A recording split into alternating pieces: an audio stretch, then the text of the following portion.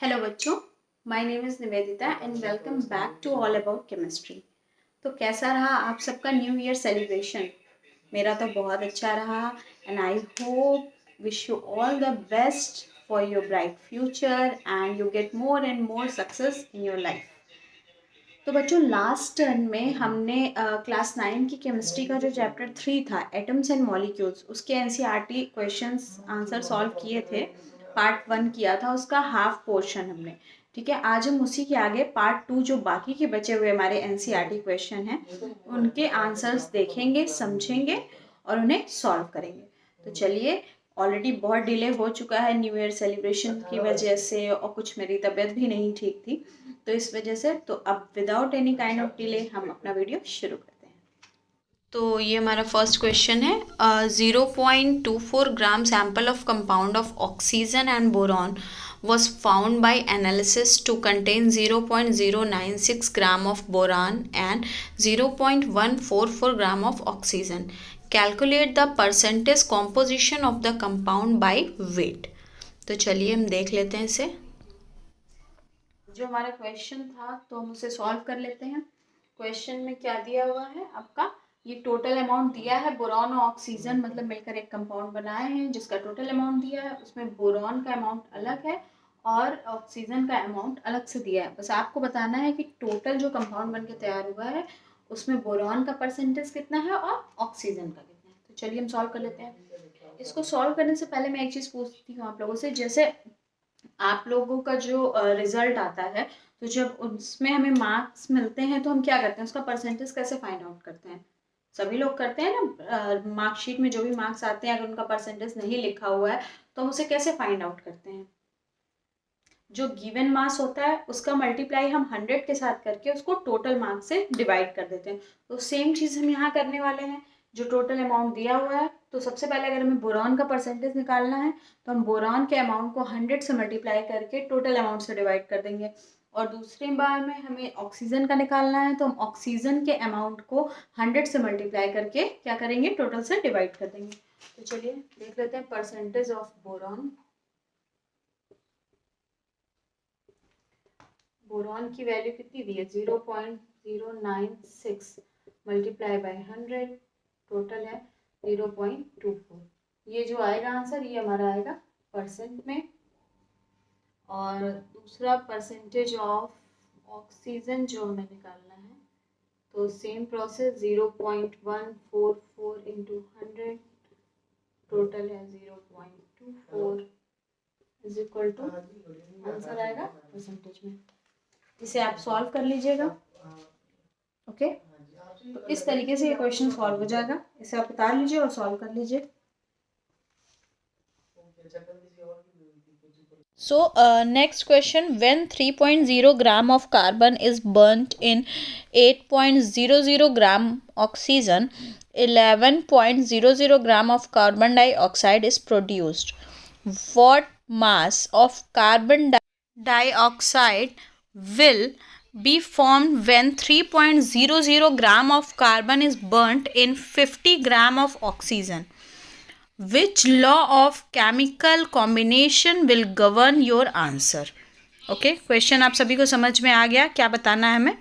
ठीक है, ये 3 ग्राम ऑफ कार्बन को अगर 50 ग्राम ऑफ ऑक्सीजन के साथ बर्न करें तो कितना कार्बन डाइऑक्साइड बनेगा, इसका अमाउंट हमें बताना है और कौन सा लॉ यहाँ लग रहा है। सो नेक्स्ट क्वेश्चन को सॉल्व करने के लिए हम क्या करेंगे, सबसे पहले देखेंगे कि जो कार्बन डाइऑक्साइड का फॉर्मेशन होता है नेचुरली, वो कितने ग्राम कार्बन और कितने ग्राम ऑक्सीजन के साथ होता है। तो अगर हम फॉर्मेशन लिखें, C+O2 गिव्स CO2, तो कार्बन कितना होता है यहाँ पे, कार्बन होता है हमारा 12 ग्राम, कार्बन का एटॉमिक वेट 12 होता है। ऑक्सीजन का 16 होता है और 2 ऑक्सीजन है तो ये हो गया 32 ग्राम। एंड कार्बन डाइऑक्साइड हमें कितना मिलेगा, ये हो जाएगा 44 ग्राम। मतलब ये हमारा टोटल रिएक्शन होता है। अगर एक कार्बन है वो 2 ऑक्सीजन के साथ जुड़ के कार्बन डाइऑक्साइड बना रहा है, तो 12 ग्राम जिसमें कार्बन होगा, 32 ग्राम क्या होगा, ऑक्सीजन होगा, और तब हमें 44 ग्राम कार्बन डाइऑक्साइड मिल जाएगा। अब जो हमारे बुक में क्वेश्चन दिया हुआ है उसमें दिया क्या है, 12 की जगह कहा गया है 3 ग्राम ऑफ ऑक्सीजन है, जो 8 gram of 3 gram of carbon है, जो कि 8 ग्राम ऑफ ऑक्सीजन के साथ रिएक्ट कर रहा है और फॉर्म कर रहा है क्या, 11 gram of carbon dioxide.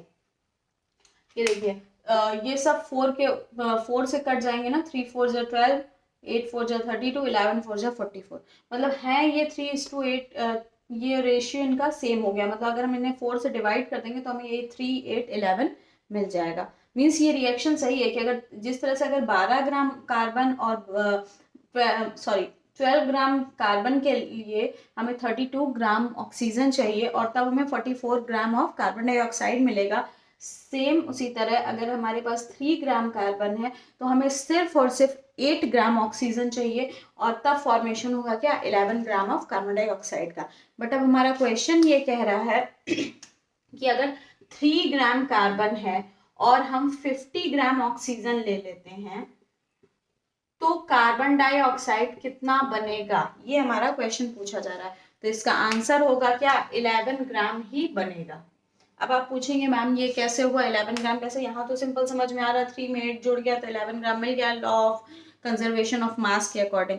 But ऐसा नहीं होता है। देखिए हमने एक दूसरा लॉ भी पढ़ा है जिसका नाम है लॉ ऑफ कांस्टेंट प्रपोर्शन, जिसके अकॉर्डिंग क्या होता है कि गैस हो, वाटर हो, कुछ भी हो, मैंने आपको बताया था कि उनका फॉर्मूला क्या होता है, हमेशा सेम होता है, वो हमेशा सेम रेशियो में ही जुड़ते हैं एक दूसरे से, 2 या 2 से अधिक एटम। जैसे वाटर का फॉर्मूला अगर H2O है तो वो H2 हमेशा H हमेशा 2 और ऑक्सीजन हमेशा 1 रहेगा। इसी तरीके से कार्बन डाइऑक्साइड के केस की अगर हम बात करें और वेट के अकॉर्डिंग देखें तो अगर 12 ग्राम कार्बन के लिए हमें 32 ग्राम ऑक्सीजन चाहिए, ठीक है, अगर 3 ग्राम का तो उसी तरह में 3 ग्राम कार्बन के लिए हमेशा 8 ग्राम ऑफ ऑक्सीजन की ही जरूरत होगी। डजेंट मैटर अमाउंट कितना दिया है, अगर हमें 50 ग्राम ऑफ ऑक्सीजन दिया है दैट मीन्स जब ये रिएक्शन होगा तो इस 50 में से कितना यूज होगा, सिर्फ और सिर्फ 8 ग्राम यूज होगा। ओके, सिर्फ इस 50 ग्राम में से 3 ग्राम कार्बन के लिए सिर्फ 8 ग्राम ऑक्सीजन ही यूज होगा और जिसकी वजह से फॉर्म क्या होगा, 11 ग्राम ऑफ कार्बन डाइऑक्साइड ही बनेगा। बाकी जो बच जाएगा 42 ग्राम वो क्या होगा, 42 ग्राम ऑक्सीजन इस रिएक्शन में हमें अलग से मिल जाएगा। लेकिन जो इस रिएक्शन में इन्वॉल्व होगा जिसकी वजह से फॉर्मेशन होगा कार्बन डाइऑक्साइड का, वो इस 50 में से सिर्फ 8 ग्राम ऑफ ऑक्सीजन का ही होगा, जिसके बाद फॉर्मेशन होगा कार्बन डाइऑक्साइड का। और ये जो प्रोसेस दिया हुआ है, पूछा गया है किस लॉ को फॉलो करता है, तो ये फॉलो करता है लॉ ऑफ डेफिनिट प्रपोर्शन या फिर लॉ ऑफ कांस्टेंट प्रपोर्शन को। तो आप इसे उतार लीजिए। Now next one is what are polyatomic ions, give examples. तो इसका हम डेफिनेशन देख लेते हैं और एग्जांपल, उसके बाद है right the chemical formula of the following, जिसमें है magnesium chloride, calcium oxide, copper nitrate, aluminium chloride, calcium carbonate. तो जो केमिकल फार्मूला लिखने का तरीका है वो मैं ऑलरेडी आपको बता चुकी हूँ। अब मैं सिर्फ आपको फार्मूला बता रही हूँ, उसे लिखना कैसे है ये आप खुद से करेंगे। तो चलिए देख लेते हैं। तो आंसर होगा the ions which contain more than one atom and behave as a single unit are called polyatomic ions. For example hydroxide ion कह सकते हैं, सल्फेट आयन हो सकता है, कार्बोनेट आयन, और भी बहुत सारे हो सकते हैं इसी तरह से। ठीक है, नेक्स्ट क्वेश्चन है हमारा राइटिंग केमिकल फार्मूला। तो मैंने यहाँ फार्मूला लिख दिया है, आप देख लीजिए। फार्मूला बनाना कैसे है ये तरीका मैं ऑलरेडी आपको 2 बार बता चुकी हूँ। ठीक है, कि पहले एलिमेंट्स लिखते हैं, फिर उनकी वैलेंसी लिख के क्रॉस मल्टीप्लिकेशन करते हैं। तो अगर आपको फार्मूला पता ना हो, एटम्स ना मालूम हो नाम, तो उसके लिए मैंने यहाँ फार्मूला साइड में लिख दिया है। बाकी सॉल्व इसे आप खुद से कर लेंगे। तो होगा मैग्नीशियम क्लोराइड का हो गया MgCl2, कैल्शियम ऑक्साइड हो गया CaO, कॉपर नाइट्रेट हो गया 4Cu NO3 का होल टॉयस, एल्युमिनियम क्लोराइड हो गया AlCl3 और कैल्शियम कार्बोनेट हो गया CaCO3। Okay, next question, give the names of the element present in the following compound. तो उसमें quick lime, hydrogen bromide, baking powder, potassium sulphate. तो चलिए देख लेते हैं। तो हमें यहाँ कंपाउंड दिए हैं, मैं उसके एलिमेंट्स बताने हैं। क्विक लाइम को हम कैल्शियम ऑक्साइड कहते हैं। कैल्शियम ऑक्साइड में हो गया कैल्शियम और ऑक्सीजन। हाइड्रोजन ब्रोमाइड में हो गया हाइड्रोजन और ब्रोमीन। नेक्स्ट है हमारा बेकिंग सोडा, तो वो होता है सोडियम हाइड्रोजन कार्बोनेट। तो उसमें हो गया सोडियम, हाइड्रोजन, कार्बन और ऑक्सीजन। फिर है पोटेशियम सल्फेट, तो उसमें हो गया पोटेशियम, सल्फर एंड ऑक्सीजन, ये कंपाउंड है उनके एलिमेंट्स के नाम। Now next question, calculate the molar mass of the following substances. पहला है इथाइन C2H2, फिर सल्फर मॉलिक्यूल है S8, फॉस्फोरस मॉलिक्यूल है P4, एटॉमिक मास भी दिया है फॉस्फोरस का 31, फिर है hydrochloric acid HCl and the last one is nitric acid जो कि है HNO3। तो अब हम देख लेते हैं कैसे कैलकुलेट करना है। नाउ नेक्स्ट ये मोलर मासेस हमें बताने हैं, ठीक है। तो सबसे पहले तो हमारा इथाइन, तो इथाइन का मोलर मास कैसे निकालेंगे हम। कार्बन का होता है कितना 12, तो 12 2 मॉलिक्यूल है 12 इंटू 2, प्लस हाइड्रोजन का 1 होता है और 2 एटम्स हैं तो 2 इंटू 1, ये हो गया आपका कैलकुलेट होके क्या 24 प्लस 2 इज इक्वल टू 26। ये है S8, सल्फर का होता है 32, तो 8 इंटू 32, ये 8 2 जा 16, 6 1 कैरी, 8 3 जा 24 और 25। नेक्स्ट है P4, P का आपकी बुक में ही दिया हुआ है 31, तो 4 इंटू 31, ये हो गया 4 1 जा 4, 4 3 जा 12। फिर है HCl, HCl में हाइड्रोजन है 1 प्लस क्लोरीन का होता है 35.5, तो ये कितना हो गया 36.5 हो गया। और HNO3, हाइड्रोजन का हो गया 1, नाइट्रोजन का होता है 14 और O का होता है आपका 16, तो 3 है तो 16 इंटू 3 हो गया, ये 15 प्लस 48, ये हो गया 8 और 5 कितना हुआ 13, 3 1 कैरी, 4 1 5 और 1 6। ये सॉल्व कर लीजिए। नेक्स्ट क्वेश्चन है what is the mass of 1 mole of nitrogen atoms, 4 moles of aluminium atoms, 10 moles of sodium sulphide Na2SO3। तो अब हमें इसे मास कैलकुलेट करना है, मतलब क्या करना है, ग्राम में हमें मास निकालना है दिए गए क्वेश्चन में। हमें यही बताना है कि 1 मोल ऑफ नाइट्रोजन एटम कितने ग्राम होगा, ग्राम में बताने हैं ये यूनिट हमें। तो 1 मोल ऑफ नाइट्रोजन एटम हमें पता है एटॉमिक वेट कितना होता है 14, तो ये 14 ग्राम हो जाएगा, ठीक है। फिर है 4 moles of aluminium atom, aluminium का एटॉमिक वेट दिया हुआ है 27, 4 मोल्स है तो यानी 27 इंटू 4, 4 7 जा 28, 8 2 कैरी, 4 2 जा 8 और 2 10, 108 ग्राम। Next one 10 moles of sodium sulphide, तो सोडियम का होता है कितना 23, सोडियम के कितने एटम हैं 2, प्लस सल्फर होता है 32, ऑक्सीजन होता है 16, एटम कितने हैं 3 48, ये कितना हुआ 2 3 जा 6, 2 2 जा 4 प्लस 32 प्लस 48, ये सबको जोड़ लीजिए 46 32 48 कितना हुआ 8 2 10 6 16 1 कैरी, 4 3 7 7 1 8 8 4 12, 126 ग्राम।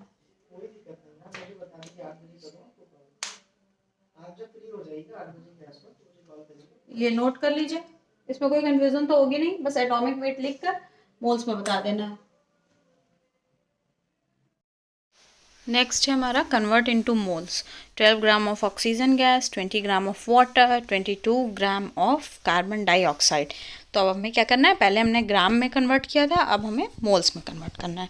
तो चलिए देख लेते हैं। तो देख लेते हैं, अब हमें इसे मोल्स में कन्वर्ट करना है। अभी तक हम ग्राम में कन्वर्ट कर रहे थे, अब मोल्स में। तो मोलर मास पहले लिख लेंगे, molar mass of O2 gas. तो O2 गैस का मोलर मास आपका कितना हो गया 32 ग्राम। तो moles of oxygen, oxygen gas मतलब कितना हुआ 12/32। ये सॉल्व करेंगे कितना आएगा, इसको अगर हम सॉल्व करेंगे तो ये हो गया 3 4 जा 12, 8 4 जा 32, 8 से 3 को डिवाइड करेंगे तो आपका 0.083 जा 24, 8 4 जा 32, 8 3 जा 24, 0.33 मोल। आगे ऐसे ही बढ़ता जाएगा ये, ओके। आप एक बार कॉपी पे भी डिवाइड करके देख लीजिएगा। इसी तरीके से हमें क्या होगा, हम ये जो ग्राम में दिया है ऑक्सीजन गैस, इसे हम मोल में कन्वर्ट कर लेंगे। नेक्स्ट हमारा 20 ग्राम ऑफ वाटर, तो सेम इसमें भी मोलर मास ऑफ वाटर हम लिखेंगे, कितना होगा molar mass of water, sorry वो लाइट थोड़ा सा फ्लक्चुएट कर रही है वोल्टेज की वजह से। ये मोलर मास ऑफ वाटर आपका H2O, H2 में 2 और H2O, O हो गया 32, सॉरी O हो गया 16 आपका। ये कितना हो गया 18 ग्राम हो गया। H2O का हो गया 18 ग्राम, 20 ग्राम का पूछा है, तो मोल्स कितने होंगे, मोल्स ऑफ वाटर हो जाएंगे आपके 20/18, क्या होगा 10 2 10 2 18, 10/9, 1.1 मोल। ओके, ऐसे ही 22 ग्राम कार्बन डाइऑक्साइड, तो कार्बन का मोलर मास कितना होगा, कार्बन को हो गया 12 + 16 × 2 यानी 12 + 32 यानी 44 ग्राम। तो मोल्स कितना होगा, मोल्स हो जाएगा आपका 22/44 यानी 1/2, 0.5 मोल। बस सिंपल, नोट कर लीजिए आप। Next question, what is the mass of 0.2 mole of oxygen atoms and 0.5 mole of water molecule? फिर हमें मास बताना है यानी ग्राम में बताना है, तो चलिए देख लेते हैं। देखिए अब इसमें हमें क्या करना है, मोल को चेंज करना है मोलर मास में यानी ग्राम में चेंज करना है। तो वहां जब हमें ग्राम से मोल में चेंज करना था तो हमने डिवाइड किया था मोलर मास से, यहाँ हमें जब मोल से ग्राम में चेंज करना है तो मल्टीप्लाई कर देंगे मोलर मास से। ऑक्सीजन एटम की बात हो रही ना कि ऑक्सीजन गैस की, तो अगर एटम की बात हो रही तो एक एटम का मोलर मास कितना होता है 16 ग्राम होता है। इसी 16 ग्राम में 0.2 से मल्टीप्लाई कर देंगे तो आ जाएगा 16 2 32, 3.2 ग्राम। ओके, ये हो गया इसका मोलर मास, टोटल मास हो गया ऑक्सीजन एटम का। यही हम 0.5 मोल ऑफ वाटर मॉलिक्यूल में करना है, तो वाटर मॉलिक्यूल का मोलर मास कितना होता है 2 + 16 यानी 18 ग्राम होता है। इसी 18 ग्राम में आप 0.5 से मल्टीप्लाई कर देंगे तो हो जाएगा 9 ग्राम। बस 0.5 मोल दिया था, इसका मल्टीप्लाई कर दिया, ये हो गया 9 ग्राम। सिंपल। अगर आपको कोई कंफ्यूजन हो तो आप मुझे कमेंट बॉक्स में बताइएगा, मैं एक बार फिर से समझा दूंगी आपको। इसे उतार लीजिए। नेक्स्ट है हमारा question, calculate the number of molecules of S8 यानी कि sulphur present in 16 gram of solid sulphur. तो 16 ग्राम ऑफ सॉलिड सल्फर में कितने नंबर ऑफ मॉलिक्यूल्स होंगे सल्फर के, वो बताने हैं हमें। तो हम यहाँ यूज़ करेंगे एवोगेड्रो नंबर। हम पहले क्या करेंगे, मोलर मास ऑफ सल्फर देख लेते हैं। तो मोलर मास ऑफ सल्फर हो गया आपका, molar mass of S8 is equal to हो गया 256 ग्राम, 256 ग्राम। ओके, तो 256 ग्राम में नंबर ऑफ मॉलिक्यूल्स कितने हुए 6.022 इंटू 10⁻23। मैंने आपको बताया था ना एवोगैड्रो नंबर के बारे में।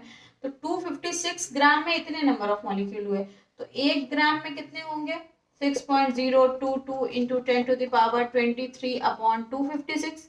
तो 16 ग्राम में कितने होंगे 16 इंटू 6.022 इंटू 10⁻23/256। इतने नंबर ऑफ मॉलिक्यूल्स होंगे 16 ग्राम में। अब हम इसे सॉल्व कर लेते हैं, तो यहाँ हम इसका मल्टीप्लाई कर लेते हैं।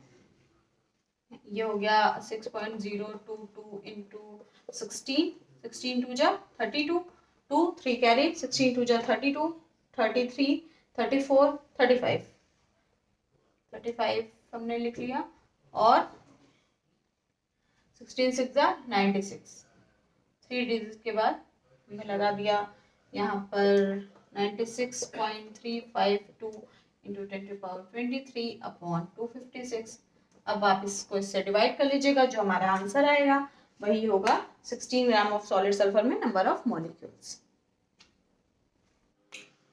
तो बच्चों इसी के साथ हमारा चैप्टर 3 एटम्स एंड मॉलिक्यूल्स खत्म हो गया है। हमने इस चैप्टर को समझ लिया, जो डेफिनेशंस थी, जो भी थियोरी थी, वो सब कुछ पढ़ ली है हमने। जितने भी एनसीईआरटी के क्वेश्चंस थे वो सब कुछ सॉल्व कर लिए हैं, सारी क्वेरीज देख ली हैं। इसके बाद भी अगर आपको कोई कंफ्यूजन है, किसी सॉल्यूशन में कोई प्रॉब्लम है, तो आप मुझे कमेंट बॉक्स में ज़रूर पूछिएगा, मैं उसे सॉल्व करूंगी। और हम अपने नेक्स्ट वीडियो में मिलेंगे नेक्स्ट चैप्टर के साथ, जिसका नाम है स्ट्रक्चर ऑफ एटम। तो अगर आपको हमारा वीडियो पसंद आए तो हमारे चैनल को सब्सक्राइब करिए, वीडियो को लाइक करिए एंड कमेंट करिए। Bye bye.